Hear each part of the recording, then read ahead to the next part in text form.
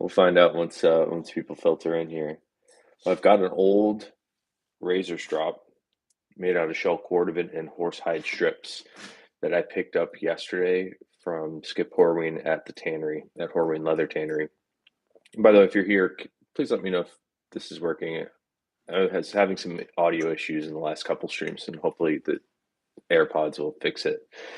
So I picked up that razor strop from Skip Horween at Horween Leather yesterday, and was reminded that shell cordovan was originally made and tanned solely to produce those razor strops, which is pretty fascinating. I actually have his razor strop along with a bunch of other leather goods that people have picked up over the last 24 hours or so. So let's head over there. And if you order something in the last 24 hours that's not made to order, you're probably going to see it on the table that we're about to look at. So let's head on over, drink some coffee. Hey, Quan, can you hear me, buddy? Hopefully I fixed some audio issues here. I don't know. Oh, Shaquan from Bangladesh. Welcome, my friend. All right, check this out. I'm glad to see you. Glad you made it. I don't even know how old this is, but this is a super old razor strop. And you notice it has two different thicknesses of leather. And that's because one side you'll see is labeled as a finishing side, and one side is labeled as the sharpening side. And what this represents, or actually what it does is made for straight razors. People used to shave with straight razors and they need to be sharpened and honed. So this side here, this is actually the horse butt that is not cordovan. This is a very dense veg tan leather that is tanned alongside the shell cordovan. And on this side, it might not look like it. You can kind of see hints of it where this was impressed here, but this is the cordovan side. And this razor strop, again, is many, many decades old. So it has been used, and you can see it was Arnold Horween's. So this is probably from like the 30s or 40s. It's like a super old razor strop here. We actually started making some belts that are now up on the website. I'm working on a new video for that today to announce it on YouTube here. But you are able to order a shell cordovan belt that is made in the same way that this razor strop is made right now on the private stock page of the website. And let's before we get into that, let me flip the camera around. Wait, no, I don't want to flip it around. I'll go this way. Let's see if this works. All right. Oh my God, it's crooked. Okay. Razor strop, super cool. Let's look at some more stuff that we're sending out today. I was going to start with this Apple Watch band, and this is a reverse black shell cordovan Apple Watch band. I need to get another one because you'll notice that these two pieces of reverse shell are totally different colors. One is like a little bit more olive and tan, and the other is a little bit more blue and green. So I don't want to send a customer this one because I think it's too mismatched. It's kind of cool looking. Maybe I'll reach out to them, but I need to find a different, I might have to make a new one of these Apple Watches. You'll see on the backside here, this is black shell cordovan there, and they're both identical. The reverse side of the black does range in color a dramatic amount. So some of them are a little lighter, some of them are a little darker. They also have a bunch of other, as usual, a lot of English tan Dublin, a lot of great wallets to look at. This is a really clean looking Tony the Ant in that English tan Dublin. Really nice orangey tan shade. And there's something about the team right now just doing really nice, consistent work that makes our wallets come out very clean. So this one still needs to get like a little bit of a polishing. It's very, very clean. Like all the stuff is really well finished, and I'm very happy with how things are turning out. A little bit of fuzz or something on there. So a little bit smaller than that is Bugs Moran, and that's what this is here in black shell cordovan. People that ask sometimes about the size difference between the two, and you might be able to see the difference here. We actually elongated the pattern pieces on the Tony the Ant to more easily accommodate cash, and then shrunk it down a small amount to make this as minimalist as possible on the Bugs Moran. You can still fit US dollars folded in half under the larger slots, and there's 4 slots on the inside. So black shell Cordovan, this one still needs to have the edges stained. You can see the card slots here have been edge stained, but we haven't finished the edges on this one yet. That's actually the whole goal for today. And every day I do these videos, everything I'm pulling are things that still need to get finished. Most of them have their edges started on at least, but none of it has been polished up yet. So this black shell Cordovan here on the Frank the Enforcer, also very clean. I'm really digging how our black and color HL Cordovan items are turning out these days, like a really, really clean look when we do the edge staining to match. So this is the same stain that's used on the shell on the edges, and it gives it a really clean, more refined look. That's actually how this Bugs Moran will look. Frank the Enforcer here started off looking like this on the edges, a little bit lighter and tan. And if you guys are chatting, I can't even see my screen right now, but we'll do a couple minutes of questions after I show you some of the stuff that we're sending. All right, another Frank the Enforcer natural shell Cordovan. We don't put a stain on the natural. Maybe that's obvious, but we do wax and burnish all the edges on the natural shell Cordovan pieces. Here's a fun one. So we have a couple black Johnny the Foxes to look at. This first one is black shell Cordovan, and I love the look of black shell, especially when it's all blacked out, black edges, black interior. This black shell Cordovan, Johnny the Fox, is a little bit different because we have the black horsehide on the inside. A lot of people come to us for shell Cordovan. We do make 100% shell Cordovan version of this with black shell Cordovan on the interior. Honestly, I kind of prefer this one. It's a little bit thinner. I think it lays better in your pocket, being as thin as possible. A lot of people like a thicker wallet, so we will do it in the black shell, and it seems like more people actually prefer that. But I like this. It's actually a lot less expensive because we don't have to use the Cordovan on the inside, and it's thinner. This is a great option. We also have, there's actually a couple of those going today, but there's also a black Dublin. And I thought this would be a good chance for me to show you the difference between the black shell here and the black Dublin here. You'll notice that the shell Cordovan is much brighter, shinier, and very, very flat and smooth, where the Dublin has much more texture to it. And I'm looking at this right now, side by side. The black Dublin that we buy is an aniline finished leather, meaning that there's no solids applied in the finish layer. So it is very transparent of a finish. And this one's actually not jet black. You'll notice it's like kind of gray, like it's very, very dark gray when compared to the black shell here. So good black Dublin option too. I think it's the most interesting black leather around. We have a few small zips going out today too. Uh, Both of these are in English tan Dublin, and they're both really beautiful. You can see the hangy threads going on here. So still need to finish these up, but these have black horsehide interiors that I think go really well with the English tan Dublin. This is the one that I chose to wear when I was wear testing the small zip wallet, and I really like this design. There's these little gussets on the inside. See how it expands? This section here and this section here, I found to be the most used sections when I was wearing it. You put a ton of stuff in here and just throw it in a bag and not worry about all your cards and coins. I actually put an air tag in mine too. You don't have to worry about those flying around. There's some Tanner's Blend going out today. I love this product for conditioning leather. I use it frequently. I use it after I wash my footwear with soap and water, and I nourish it with the Tanner's Blend after the fact. It works. It's like made perfectly for Horween leathers. Anything that's really rich in feel and rich in look, this will bring it back to life. Check out these Dublin pieces. So we've got a couple Johnny the Foxes, and this has really incredible striations in the grain. These little markings, they're slightly more linear than we normally see. And this one's really neat looking. 100% English tan Dublin. We do a light color on the edges here and then wax and burnish. So it's a very, very clean look. Also have another Johnny the Fox here in English tan Dublin. And the brand new brown Cypress, which is similar to Dublin. This is a leather that we've been trying to get made for a long time, and it's great. Minimal stretch, really resilient finish, and then it gives you great aging characteristics in a nice brown color, which I think people have been wanting from us.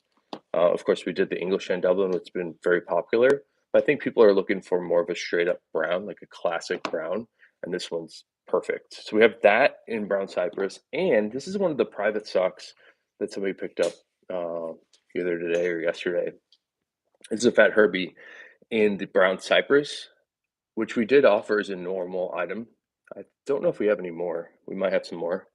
But this one's private stock because the Horween measuring machine stamp, which gets stamped one time onto each side of leather, which is roughly 20 feet.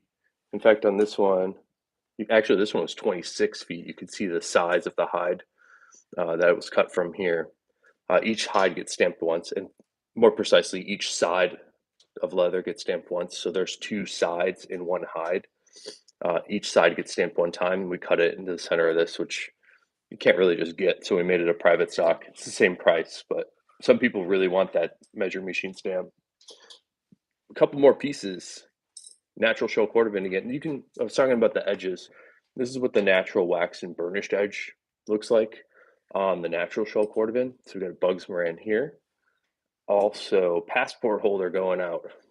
This one has a nice color added to the edges as well. And then we do that waxing and burnishing. You can see how bright and shiny. You might be able to see how bright and shiny it is if I sort of rock it around.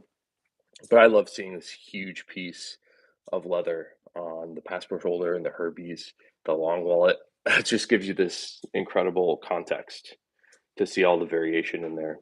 It's beautiful. Two more English hand, a lot of English hand Dublin, right? Two more here. This is actually the last one that I see here. We can make them again, but this is the vertical Bugs Moran. The orientation of card slots on the inside are turned slightly. We do have the hidden card slots underneath. So this is the last one. Still have to finish up the edges on this, but English and Dublin vertical bugs have been very popular as well. It's my favorite product that we're doing right now, I think. And it changes day to day. This is our normal Bugs Moran. I actually like these card holders more. I find it easier to use, easier to get cards in and out of. But people seem to prefer the vertical right now. Not sure why. I think that people like the look of it, and the number of card slots on this is higher than this. So you got 6 on the vertical and 4 on the traditional. But I actually think they hold, actually, this traditional one, even though it has less slots, will hold more because there's less leather. I just think it's easier to use. But also, it's just turning out great. They're very, very clean looking. I love how everything matches. I love the size of it too. It's about the size of a deck of cards. Okay, we have an XL Valet tray. Again, yesterday somebody picked up one of these too. This is a big, huge piece of black chrome XL, and this is a mill-dyed black. Not all of them will be mill-dyed black, so this is kind of a special one. And when I say mill-dyed black or drum-dyed black, that means that the black dyes were tanned alongside the regular tannage, so they were able to penetrate the dye all the way through the substrate of the leather. So you get black on the grain, black on the cross-section, and black on the flesh side. And then we finish in the flesh with a little bit of a resin coat to sort of smooth everything out. All right, I'm going to flip it back here. So speaking of the black Chrome XL, that's black Chrome XL on the Valet tray. We also have a black Chrome XL belt that's going out today. And navy Chrome XL belt that you'll notice is kind of dark, right? It's like very similar to the black. But if you flex it, you'll notice that color is much more like an aqua blue underneath. And then here's a really, really nice piece of brown Chrome XL. And now this one has a little bit more of the grain variation on it. And that's not loose grain, that's just sort of like texture in that Chrome XL. And the brown color is a really nice, rich, darker brown.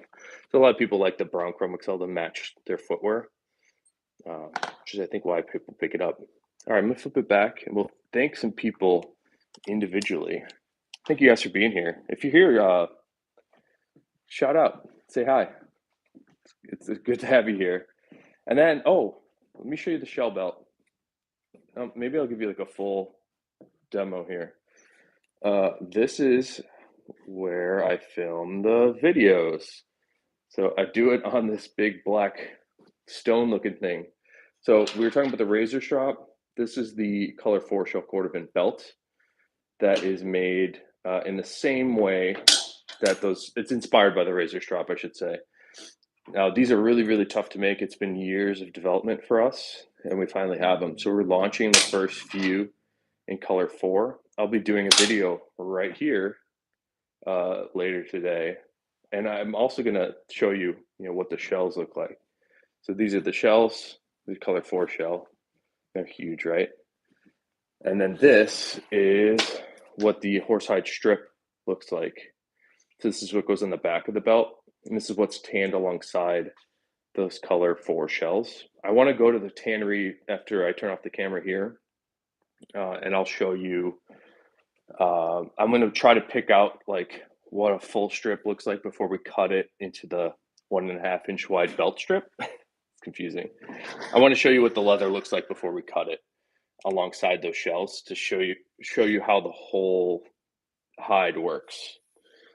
All right, let's see. Okay, we're looking at the chat now. All right, Kwan's here. What's up, Kwan? Big fan from Bangladesh. Kwan, a hack. It's amazing that you're here from Bangladesh. That's super cool. Jaren's back. Familiar faces. Jesse, good morning. Daniel, good morning. Sherman. Oh, Razor Strop, yeah. Nataku's here. What's up, man? Nataku says, I know you have the coasters. I know you have those coasters at that speakeasy in Chicago. Oh, yeah, we make coasters for Meadowlark and Union, and we used to do one for, they closed down. They were in the West Loop across from the Google building. This famous guy had a bar there that they ended up closing. But yeah, we've done some coasters in the past. Do you have any other projects like that or stuff from other places? Yeah, we do menu covers sometimes. Honestly, like we've been so busy just trying to make wallets and belts and watch straps for you guys that I've been sort of not doing that. There's a couple bigger brands that I've been talking to um, that want us to make private label things for them. And I sort of just gave them the same story here. Is like I'd love to do it. The only way I could do it is if it's priced like way higher than I think you'd want to pay for. But if you want to pay for it, great. Because if I take this project on, I can't make all the stuff for my own site. That's a good question though. Caesar says, "Morning from Tulare, California." Good morning. I don't know where that is, but I love. Check out this hat. I was just in California. Where is it? Pure Project. This beer was so delicious. I might even mail order some beer from Pure Project because it was so good. It's Renders is here. BFET. Good morning, BFET. Nataku says, "Does Tanner's blend expire?" This is a good question. I bought 8 ounce from me 2 years ago. I'm still using it little by little. I think in theory, I think it could expire. And I'll give you my story that happened this week. I had a Tanner's blend sitting in my car for years, like 5 years. And I don't know why I left it in the car.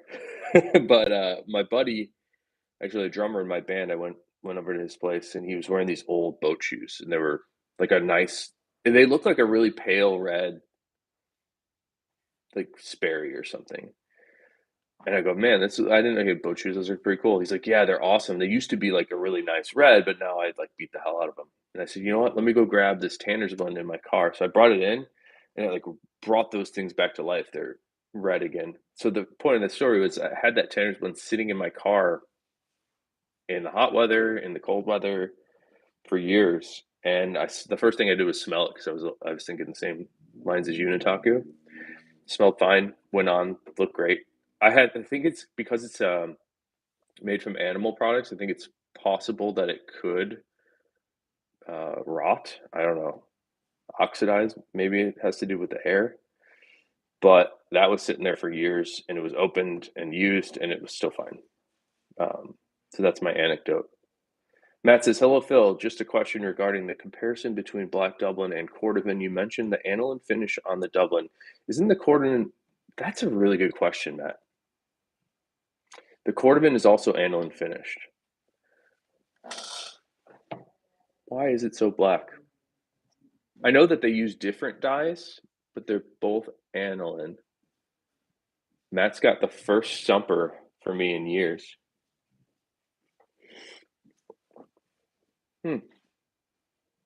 That's a really good question, Matt. The only thing I could say is that they get more stain coats and they're stained by hand on the Cordovan, but That's a really good question. It is not very transparent. You got me, Matt. I'm really happy actually because now I can go learn something. That's a good question. I think the only suspects would be different actual dyes, and then different dye applications, and then different finishing after the dye is applied. But to your point, like you should really be able to see lighter black like underneath. I think it might actually be more penetrating dyes on the Cordovan stuff. I know that they're very hot. They actually steam heat those dyes in a kettle before they swab it onto the leather. So I think they're penetrating farther in, where the Dublin finish is sprayed on the top so it doesn't penetrate as much. That might be something to do with it. But let me figure that out. That's a good one, Matt. Thank you so much. Really great question again. PRP2 is here.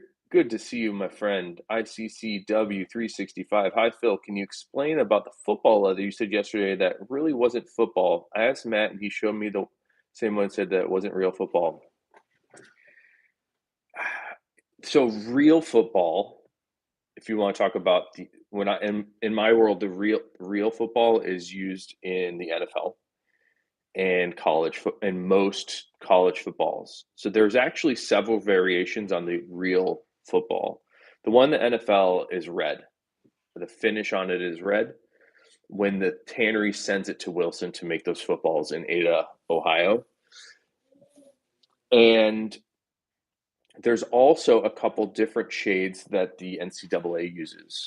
They also use red for some of the divisions, I think they're called. But there's also this really cool orange football, which I own. I think it's called the GST. So there's different color football that is used for different places, and they're all sort of like pseudo exclusive. There used to also be this, they used to call it oatmeal football, that looks more like a natural football. I think we've made some product from it because I like it. That was used for the Arena Football League, which no longer exists. There's, in addition to that, you can take the same texture that is debossed or embossed into the leather that creates that football pebble pattern. You can put that same pattern into anything like Chrome Excel. You can put it in a double. You can put it in Cordovan. You can put that texture everywhere. However, there is a tannage that Horween prefers to sell customers that want football leather with more of a leather goods feel and performance, because the football's like really, really dry and sticky, and that tannage is called Ruffian. And I believe that wallet we did was the Capone. I think you're referring to the Capone that we did in the brown football. I believe that was a leather called Brown Ruffian that we made the wallet from. So technically, it's like not football, but it's Horween's improvement upon the football tannage to create leather goods or shoes or bags, anything else from. So hopefully that answers your question. That's a really good question too. I'm still thinking about you, Matt, because you had such a great question about the aniline finish. I gotta figure that out. That's a good one. Matt says, and what's up, Rust Bucket Cellar Door? Matt says, what I just want to know regarding the Cordovan is there no paint layer on top of the Cordovan? Okay. As Horween sends the Cordovan out, there is no finish layer on top. The process that they do is hand staining the leather. Then they apply a little bit of Venetian cream, which we sell. It's like a neutral shoe polish. You can find a neutral shoe polish. It's roughly similar. I like it, but there's nothing particularly special about that. That's not creating like a finish, or I should say, it's not creating like a film over the top. And then they glaze it in, so it's dyes, a little bit of polish, and then they smooth it out with a glass rod. It's a process called glazing. There's sort of no stratification of layers of finish on top of the shell. So as Horween makes it, that's how they send it. Now, a shoemaker like Florsheim. I have some old vintage Florshimes. It certainly looks like Florsheim took that leather, made the shoe, sprayed a finish over the top, which might include a stain, might include a binder or like a primer type of thing, and then a top coat. So that's not to say you won't find a product that doesn't have that finish system in it. But as Horween sends it out, there is no like finish system applied to it. It's just stained and polished. Very, very transparent in theory, except for that black, I guess. There's no paint layer on it though. Joey Lee says GM Phil. What's? Oh, good morning. I was like, what's GM? Oh, it took me half a second. Oh, great question, Joey. Joey says, will you add mahogany shell to the normal production, or is that a limited run? That is very limited. I don't think I've seen in the, I don't know how many years I've been working with Horween. I used to work at the tannery for like 15 years and been out of the tannery for like 3 years. So it's been like 18 years working with Horween. I don't think I've seen that mahogany Cordovan made more than a couple times. So it's not something that's made frequently because it's not ordered frequently. So that's an incredibly limited run. It's a beautiful color, right? It kind of reminds me of the color 4 on the shell belt that we have. The color 4, it's like a little darker and more red, where that mahogany just has like a nice, I kind of like it. I kind of like it a lot. Oh, Marco, you're on break. Hey, Marco, as I turn the camera off here, I'm going to go over to the tannery. I have to pick up a horse butt strip. So I'll try to come say hi if you're down in Splitting. Matt says, in other words, when Viberg mentions TPR leather, I don't want to have anything to do with that leather. I don't know what TPR means.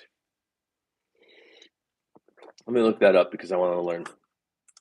TPR, thermoplastic resin. I'm not particularly familiar with that. However, we do, like if you rewind the video, we do a resin finish on the flesh side of our valet trays. And the resin's neat. It's super tough. It's resin. Let's see. Thermoplastic rubber instead of PVC rubber. So I guess it's plastic or plastic-ish. I haven't seen that in person, so I shouldn't comment on it, but I have seen some resin finish. I don't know about TPR finish. That works great.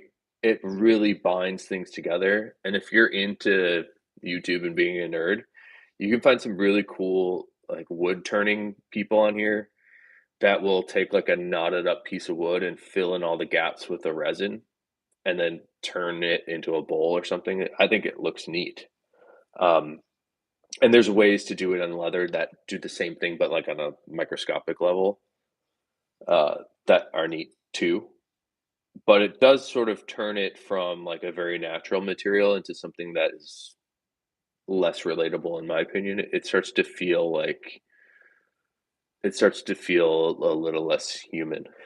I don't know if that makes sense. It just feels a little faker, but it does have, you can get like a really nice appearance on it. Um, hey Matt, thanks again for stumping me. I love that, man. It's been years of doing these videos. I think that's the first time where I was like, huh, that's a really good point. Like, I don't know. So I will say I don't know if I don't know. I think that's why though. I think the answer is the penetrating dyes, but I'll go over there right now and find out. And yeah, wood turning video is the best, man. Mahogany and emerald could be a beautiful combo. I agree, PRP too. Blacktail Studios has an excellent woodworking channel. There was some dude, I gotta find his name, that I came across years ago. It's like him by himself. He like built a huge like garage looking, huge garage. It's like might as well, it's like a barn that he built, and he just does tons of woodworking. He's like really good film, like the videography on it. What is that guy's name? But man, I would just like sit there and get lost. It was amazing. It's so cool to watch that guy make stuff. All right, I'm gonna head out of here. I'm gonna look forward to the video later today on the Color 4 shell belt. If you want a Color 4 shell belt, they're up right now. And we're only gonna make a handful because we can't do a ton. My buddy Justin is here. Good to see you, JW Sid. Catch me as I'm heading out the door. Deuces. I'll see you guys later. Have a great day. if I can figure out how